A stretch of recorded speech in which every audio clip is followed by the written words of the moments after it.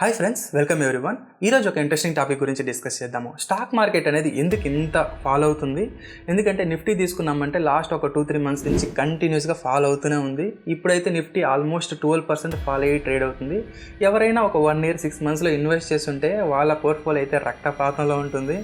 దానికి తోడుగా Indian rupee అనేది ఆల్ టైమ్ లోలో ట్రేడ్ అవుతుంది. సో దీని వెనకాల జరిగే జియో పాలిటిక్స్ అండ్ ఇండియన్ ఎకనామీలో ఏమేమి జరుగుతుంది, వీటి గురించి మనం ఈ వీడియోలో డిస్కస్ చేద్దాం. ఫస్ట్ మనము యూఎస్ నుంచి స్టార్ట్ చేద్దాం.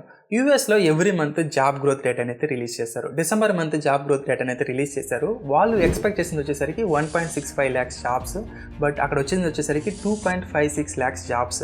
సో వాళ్ళు ఎక్స్పెక్ట్ చేసిన దానికంటే చాలా బెటర్ రిజల్ట్స్ వచ్చింది. ఇది ఎకనామీ పరంగా చాలా మంచి న్యూస్ అయినప్పటికీ స్టాక్ మార్కెట్ పరంగా ఇది ఒక బ్యాడ్ న్యూస్. ఎందుకంటే ఇంత జాబ్ గ్రోత్ రేట్ ఉన్నప్పుడు ఫెడరల్ రిజర్వ్ బ్యాంక్ అనేది ఇంట్రెస్ట్ రేట్స్ని తగ్గించదు. ఫెడరల్ రిజర్వ్ బ్యాంక్ అంటే ఇప్పుడు మన ఇండియాలో ఆర్బీఐ ఎలాగ సెంట్రల్ బ్యాంకు, యూఎస్కి ఫెడరల్ రిజర్వ్ బ్యాంక్ అనేది వాళ్ళ యొక్క సెంట్రల్ బ్యాంక్. సో వాళ్ళ ఇంట్రెస్ట్ రేట్స్ అనేది తగ్గించినప్పుడు ఎక్కువ మంది లోన్స్ తీసుకోవడానికి ఇష్టపడరు. దానివల్ల మార్కెట్లో డబ్బులు రావడం అనేది తగ్గుతుంది.